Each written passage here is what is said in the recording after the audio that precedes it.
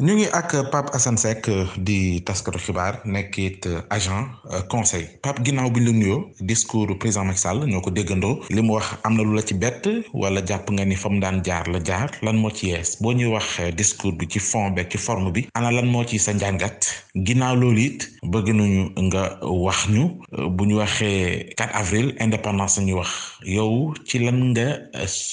maanaam booy dégg indépendance ci lan la lay renvoyer ak jàpp nga ni ndax réew mi moom nañu suñu bopp ci yenn yi. ci bu ma la waxee dëgg rek ci yàlla tax te mooy nekk li ma yëg te mooy li may sentir li may ressentir j'ai extrêmement mal xam nga mal et non seulement mal mais une grosse déception après nag dañu naan attention li ngeen dégg bu leen tëb rek gëm nangam mais xam nga togg ba nga ko tegee daa xeeñ tegee togg lekk ba nga ko tegee rek xet gi daa génn ba xet gi génne nag bu la xeeñee doomu daa wala cu bulet wala cu yàpp ñi sant Guèye Diaw xam nañ li ma wax sa waay odeur ba mu la joxe da nga xam ne lii la ñëw ni ala nangam lii xeeñ ni kat ala ab cu lii xeeñ ni ala ganaar lii xeeñ ni ala jën coof ba mag ala ab sëdd ba mag si mais am na loo xam ne du ay naxaate quoi alors man dama am problème je suis confus en même temps dama ne mais qu'est-ce qui se passe dans ce pays lan moo war a tax nit ñi war a mën a dugg ci engrenage bu ni mel lan moo ci poussé nit ñi dégg nañ ci ay kilifa oui effectivement alors ci liñ ci dégg moi j'ai envie aujourd'hui que ñu leeralal ma xam quoi c'est-à-dire que bu dee dañu am ay audio nañ ko génne nit ñi dégg ñu xam ne lii la parce que on en a ras-le-bol dañu sonn ci cette histoire là de Adji Sarr Sonko dañu sonn des gens ont perdu la vie te li may ragal li tax ma am déception mooy xanaa du ci ay caaxaan ay ñàkk fula ñàkk fayda ci la ñu sànkee ay doomi aadama waaye loolu ñi ko def dinañ ko lay ak suñu borom ak kan noo kaa lay ak suñu borom bu nu ko fayul fii daanu ko fay fële wallahi lazim mais tey jii nii est-ce que le Sénégal a besoin de ça dañu nekk nag ci jamono réseaux sociaux jamono 2.0 jamono boo xam ni communication dafa am doole xëy na amaana ay complot yu daan am au temps du parti socialiste au temps du PRA Sénégal etc au temps vraiment de la période coloniale et tout ce qu'on veut la période d'indépendance ou après indépendance post-indépendance il y a eu des complots énormes mais xëy na boobu temps réseaux sociaux amul donc lu bëri nëbbu na dañuy dem sax ba naan woy ñooñu jamono boobu dañoo ils étaient mythiques ils avaient plus de classe oui parce que li nëbbu woon dafa bëri sutura amoon na léegi nag sutura soosu moo amatul parce que dara dootu fi nëbbu on est à l'ère des télécommunications hautement renforcées donc à l'ère de la communication forte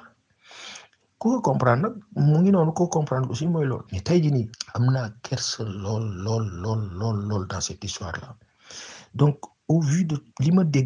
jot a dégg ci audio yooyu ñuy wax j'ai envie nag que la presse là bi doon tiré ci Ousmane Sonko dans un sens mu mel ni dañ leen daal kii daal moo def njombe bi attaqué leen ko ñëpp mel ni ñu bindandoo dans ce sens là quelques rares peut-être doon jël sa défense objectivement tey j'ai envie que ñooñu nag wax dëgg yàlla par devers ces informations qui sortent ça et là ci réseaux sociaux yi ñu gëstu nag exploiter loolu aussi que la presse aussi s'y mette pour mën a quand même dimbali Sénégal ci jafe-jafe bi ñu nekk parce que tant que la presse n'y va pas au fond pour fouiner davantage et livrer la bonne information concernant ces histoires d'audio et autres bu ñu fi nekkee di leem mi mel ni bëgg ko ignorer bëgg ko ñàkkal fayda mel ni Mollah Morgun buy wax ci internet bi ak ñi mel ni moom te ne ci internet bi daal ñooñu daal ils sont sans valeur représentative c'est pas crédible il faut pas les écouter bu ñu naree fonctionner noonu fu dangereux la ñu jëm pourquoi fu dangereux parce que Mass Seck dama lire benn postam bu hyper méga terra intéressant Mass qui est un brillant intellectuel un grand artiste un bon instruit qui est magnifique qui fait comprendre que fi ñu jëm danger bi mooy daa mel ni maanaam la presse crédible bi daan joxe information bu saaganee ba nit ñi teg ko fi di ko uti feneen wala di ko utal seen bopp mooy c'est fini pour cette presse là et c'est dangereux dara waru leen ko jaral donc c'est vraiment une parenthèse il faut que nos confrères se ressaisissent ñu dem ci sens véritable bi mooy que des audios sont en train de sortir déglu nañu ay audio yoo xam ne dañ ci tudd ay nit mais données yi yóbbu nañu feneen donc information bi il faut mu dem dans ce sens là c'est en passant mais dire que ma déception est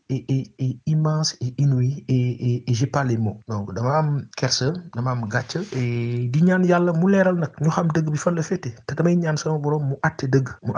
damay ñaan yàlla mu bañ a seetaan mu àtte dëgg ñu xam fu dëgg bi féete une chose est certaine au vu de tout ce qui s'est dit et ce qui s'est passé l'apparence qui est véhiculée bi ñu gis li ñu constaté en tout cas mu nekk la nga xam ne ñu ngi kaa dégg mu la riit di ñëw moo di ne Ousmane Sonko est victime d'un complot te c'est indéniable au vu de tout ce qu'on entend waaw léegi nag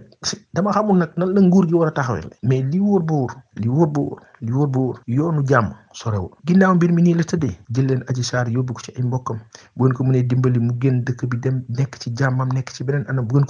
ko mënul dem bàyyi leen ko mu dem ci ay mbokkam benn Sénégalais yi amuñu benn rancune duñu ko def dara duñu ko yéene dara lu bon dina kaa bàyyi mu dund normal mu leeral tax ñu permettre Adji Sarr mu leeral au delà nag bu fekkee bëgg na jàmm nañ teg carte balle à terre affaire yi wàcc ñëpp nekk ci jàmm ñu avancé Sénégalais yi nag dinañ xàmmee kan mooy kan ràññatle kanay kan loolu moom c'est fini c'est acquis Sénégalais yi daañu ràññatle mooy l'essentiel à dire. 4 avril bi également ñu ngi koy màggal ci contexte boo xamante ni gis nga ko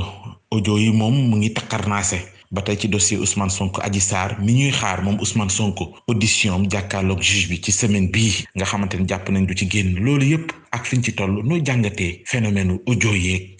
kilifa yi ñu ciy tudd ak ñi nga xamante ni jamono jii ñu ngi koy génnee jàpp ni loolu yëpp dafay wane ni Ousmane Sonko lañ koy wax dara amu ca maanaam xeetu procès boobu ci réseaux sociaux yi te tàmbaleegul noo jàngatee mbir yooyu yëpp. bismillahi rahmaani rahim Pape maa ngi laa ziar di la ziar bu baax ci weeru koor bi nu nekk di ñaan yàlla baal ñu fekkee may ñu fekkee ba sëtaat ja te tal ko barke alxuraan ak Seydina Mohamed sallallahu alayhi wa sallam déglu nañu président de la République du Sénégal mu def discours bu ma jàpp ni discours bu cohérent la bu intéressant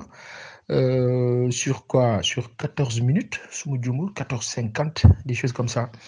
et déglu naa ko ak attention alors li ci nekk mooy loo xam ni c'est presque de la tradition mooy discours yu ñu daan dégg à chaque fois que président de la République di wax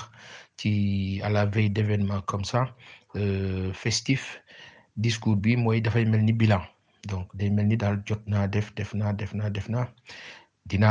def donc c'est entre li mu jot a def ak li mu war a def li nekk en cours etc. Et ça se comprend, ça rentre dans la logique même de ce qu'on appelle la communication étatique et c'est normal. li ma ci xam mooy dans le fond dans la forme c'est acceptable, hyper acceptable, c'est précis, c'est clair, les messages sont très clairs. Maintenant dans le fond ñu étudier fond bi est-ce que dans le fond le discours qui nous a été présenté est réellement li nga xam ni moom moo intéressé population yi wala moom la ñuy dund dans le fond. Je prends l'exemple des denrées de première nécessité wax na si ne wàññi na ceeb wàññi na suukar alors que sur le marché les boutiquiers disent le contraire que même bu dee wàññi bi am na wàññi bi du wàññi boo xam ni ñoom dina defar seen affaire parce que li ñuy jot a dépenser pour jënd loolu benn ñaareel ba li nga xam ni moo di wàññi bi population yi aussi duñ ci gis seen bopp parce que wàññi bi dafa mel ni loo xam ne dafay insignifiant encore que sur le cas du sucre par exemple où on parle de wàññi boo xam ni yow yaa ngi fekkoon mbir mi mu nekk ci par exemple 350 400 yow nga yóbbu ko 600 700 daal di ne wàññi naa ci 25 wala 50 francs loolu c'est un problème. Donc foofu la nit ñi amee problème mooy discours de fond bi on a l'impression que le président de la République dafa mel ni koo xam ni dañuy ñëw ne ko daal affaire yaa ngi nii def nañu li ñu santoon donc moom mu ñëw waxee sens boobu c'est une impression. Alors au-delà autant information yi ñu ko munti jox lu jëm ci loolu que wàññi na wàññiwul et cetera moom war na mën a am ay services appropriés au-delà bu ko amul war na am service bu boppam wala moom personnellement muy def ses propres vérifications pour xam la réalité du marché. Une chose est certaine. C'est un discours boo xam ni ci dégg-dégg bu ñu waxalee yàlla rek dans ci dégg-dégg intéressant na maintenant ñun suñu problème mooy au-delà de wax bi c'est la pratique sur l'histoire du PACASEN boobu muy wax concernant les communes plus de 400 communes yoo xam ne dañ la war a jàppale ci seen liggéey sur le projet concernant les 2500 kilomètres yooyu nga xamoon nañ ko tracé def connectivité de route entre le centre et le nord du pays par rapport à l'agriculture. C'est hyper intéressant si c'est réussi. Yal na ko ci yàlla dimbali. Mais le drame de tout ça, c'est que ce sont des projets entre l'État du Sénégal et la Banque mondiale. Après, qu'est-ce que ça nous coûte en termes de rendu? Déjà, ci temps de bi muy pare benn ñaareel bi ci li nga xam ne ay bor la yu ñu war a delloo loolu aussi sax lu mat a séddale lu mat a xool loo xam ne amaana du ñu ko wax mais ce sont des choses qui comptent. Si gàttal daal discours bi dans la forme. Moi, j'apprécie parce que guddul et c'est clair. Maintenant, dans le fond, la mise en pratique, la réalisation, am naa quelques craintes quoi. donc loolu man loolu laa jàpp mais war nañu mën a gën a effectif dans un sens encore que quand on parle d'indépendance sur 62 ans si le Sénégal en est à ce stade-là mooy que demuñu mooy que sore nañu mooy que ni ñu waroon nekkee ni ñu waroon doonee réew bu am gëdd pendant 62 ans on n'y est pas parvenu. Ok, des pas sont en train d'être faits ginnaaw bi ñu jógee ci ajustement structurel bi nga xam ne président Abdou Diouf moo doon jéem a tegaat les bases mais sauf que base yooyu mu doon teg foofu li ñu ci sànq mooy les rails les voies de communication qu'on nous a fait fermer entre la Banque mondiale la France et cetera ñu jël seen maanaam bloqué ñu à ce niveau ça c'est important loolu bokk na ci li ñu xaw a sonal tuuti après ce sont des entreprises fermées ça et là mu dis trop ci ñun. C'est la même Banque mondiale qui nous fait fermer beaucoup d'entreprises, qui revient encore nous dire je vais vous aider à tel niveau et tel autre niveau. Alors que l'indépendance véritable, c'est quoi? Il faut que nos autorités, comme le président Macky Sall ak ci ay naataangoom, il faut ñu am le courage, loolu nag xaw ma lan moo ci mën dimbali, le courage de dire à ces institutions de Bretton Woods et autres que li doon nekk mënatul nekk. Ensuite, les fameux accords underground, yooyu nga xam ne signé nañ ko ak France en 1944. Toutes les colonies là signé ko mais il faut se battre contre ça le plus grand mal c'est ça il faut se battre contre ces signatures là ces accords là pour mën a concentrer wu ci li nga xam ne mooy suñu propre monnaie la monnaie africaine mooy source de développement bi ñuy permettre ñu génn ci li ñu nekk tant que suñu nguur yi demuñu dans ce sens là ce sera hyper difficile donc li ñuy teg nii yëpp ay projet la yu intéressant mais finalité bi day jafe et mooy indi ñu naan non li ñu waxoon defuñu ko et cetera alors que parfois l'intention y est mais la lay permettre nga exister c'est l'environnement idoine idéal te loolu pour nga am ko da ngaa xeex nag mooy que tey il nous faut une révolution au niveau monétaire il nous faut une révolution au niveau organisationnel vis-à-vis de tous ces accords-là pour que ñu mën a nekk des pays indépendants vraiment au vrai sens du terme mais tant que ñu ngay dundee nii nekk ñoo xam ne dañoo am tuteur sous une tutelle là d'impérialistes ça va être très difficile ça va être très difficile 62 ans après on en est à ce stade-là ça va c'est compliqué